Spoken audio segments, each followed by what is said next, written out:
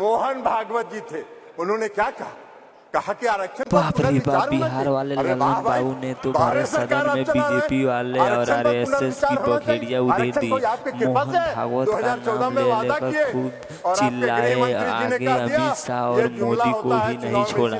बोला बीजेपी वाले बहुत नौटंकी बना रहे हैं, जब चुनाव नजदीक आ रहा है तो बखेड़िया खड़े कर दे रहे हैं। आप इसी तरह की वीडियो देखने के लिए आप हमारे चैनल से जुड़िए और इस वीडियो को पूरा देखिए अंत तक। 2006 में 50% महिलाओं को आरक्षण दिया। 2015 में सरकार बनी, महागठबंधन की सरकार बनी। 2016 में 35% राज्य सरकार की सारी सेवाओं में आरक्षण दिया महिलाओं को एक साल के अंदर। कल प्रधानमंत्री जी का सुन रहे थे, आंकड़ा की बात कर रहे थे। अरे आंकड़ा तो आपका 2019 से था, काहे नहीं किया आपने? आप भारी जुमलेबाज हैं। जब बेंगलोर में, पटना में, बंबई में मीटिंग हुई तो आपकी घबराहट हो गई। काला धन लाएंगे, सबके खाता में 15 लाख 20 लाख पहुंचाएंगे, छलने का काम किया। 2014 में इन्होंने इस देश के बेरोजगारों को छला, 2 करोड़ लोगों को रोजगार का वादा करके। आपको क्या महिला सशक्तिकरण से बात मतलब है? आपको कोई महिला सशक्तिकरण से मतलब नहीं है। इस सरकार को महिला सशक्तिकरण से कोई मतलब नहीं है। इस सरकार को अपनी कुर्सी से मतलब है और उस कुर्सी को बचाए रखने के लिए कोई भी जुमला ये कर सकते हैं। सभापति महोदय, महिला आरक्षण बिल 2023 का हमारी पार्टी जनता दल यूनाइटेड समर्थन करती है। हम समर्थन इसलिए करते हैं कि हमारा विश्वास है महिला सशक्तिकरण में। लेकिन जो सरकार ने जो बिल लाया है और जो इनकी मंशा है, वो मंशा इनको महिलाओं को सांसद में या विधानसभाओं में आरक्षण देना नहीं है। ये 26 पार्टियों का जो INDA ये बना है, उसका पैनिक रिएक्शन है। उसके पैनिक रिएक्शन में इन्होंने ये बिल लाया। इनकी कोई मंशा नहीं है। ये जुमला है, सबसे बड़ा 2024 का चुनावी जुमला है।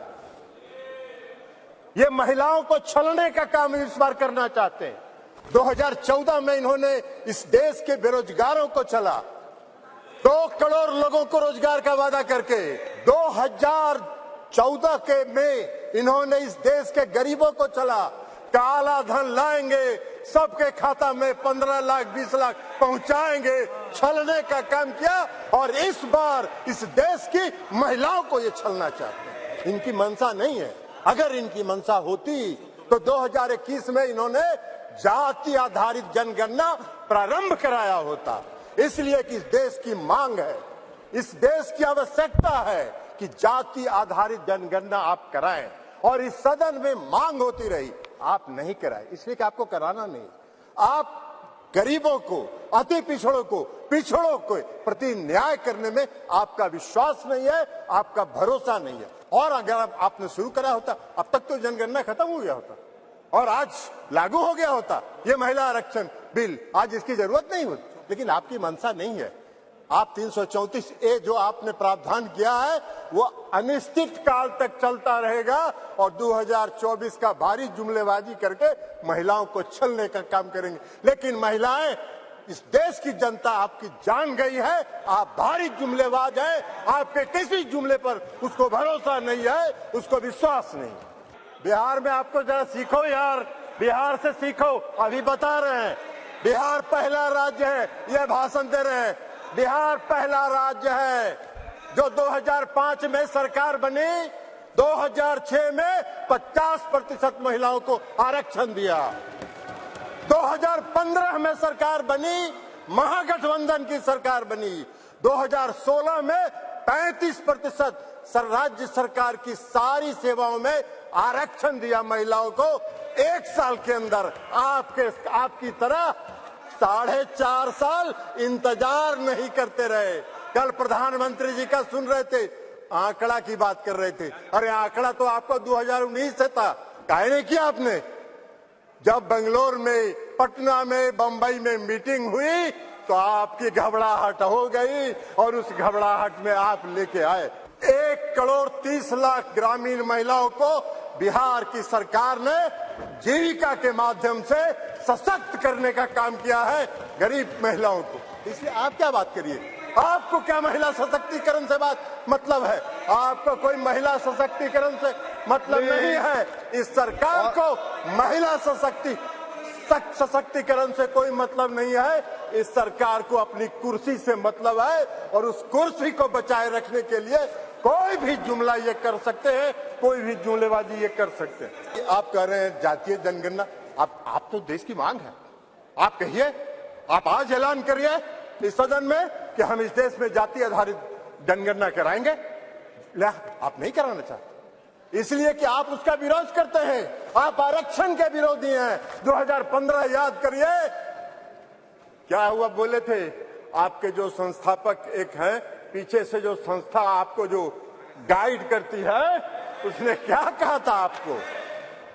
आरएसएस, ये लोग बता रहे हैं आरएसएस, मोहन भागवत जी थे, उन्होंने क्या कहा कि आरक्षण पर पुनर्विचार होना चाहिए। अरे वाह भाई, बाहर सरकार आप चला रहे, आरक्षण पर पुनर्विचार होना चाहिए। आरक्षण कोई आपकी कृपा से है? आरक्षण आपकी कृपा से नहीं है, संविधान के प्रावधानों के अनुसार है। तो इसलिए आप क्या बात करिएगा? आज अगर ये बिल, आपने महिला आरक्षण बिल लाया, इसमें भी अति पिछड़ों को आरक्षण दिया जाना चाहिए, उनके भी आरक्षण का प्रावधान महिलाओं को होना चाहिए। हम लोगों ने किया है, हम लोगों ने अति पिछड़ों को 20% का आरक्षण दिया है बिहार में, पंचायती राज व्यवस्था में, नगर निकाय में एकल पद पर दिया है। ये क्या बात करेंगे, ये भी प्रवचन दे रहे हैं। एकल पद पर मिला है। और अभी जब राज्य की सरकार ने, बिहार की सरकार ने जब जाति आधारित गणना कराने का फैसला किया, तो सुप्रीम कोर्ट में केंद्र सरकार उसके विरोध में खड़ी हो गई और सुप्रीम कोर्ट उसका विरोध कर रही है। ये इनका चेहरा है, ये इनका चेहरा है। और ये बात करते हैं, नारी शक्ति बंधन की बात करते हैं, बंधन की बात। अरे अपना बंधन कर रहे हैं आप अपना बंधन कर रहे हैं, अपने कुर्सी का बंधन कर रहे हैं, अपनी सत्ता का बंधन कर रहे हैं, अपनी सत्ता को बचाने का बंधन आप कर रहे हैं। आप वादा करते हैं, आप 2014 में वादा किए और आपके गृह मंत्री जी ने कह दिया, ये जुमला होता है, चुनाव में इसी तरह चलता रहता है। आज आप बात करिएगा नारी शक्ति बंधन का, 2024 के बाद कहिएगा अरे ये तो जुमला होता है, ऐसे ही चलता है चुनाव। यही आपका चरित्र है और यही आपकी मंशा है। इस देश की जनता आपके चेहरे को पहचान गई है, आपको पहचान गई है, आपके झांसे में नहीं पड़ने वाली है। आपको सत्ता से 2024 में मुक्त होगा। वो भय आपको सता रहा है, वो भय आपको सता रहा है और इसलिए ये बिल आप लेके आए हैं, इसलिए इससे कुछ नहीं होना है। और इसे कहते हुए मैं इस बिल का समर्थन करता हूं और इस बिल का समर्थन करते हुए अपनी बात समाप्त करता हूं।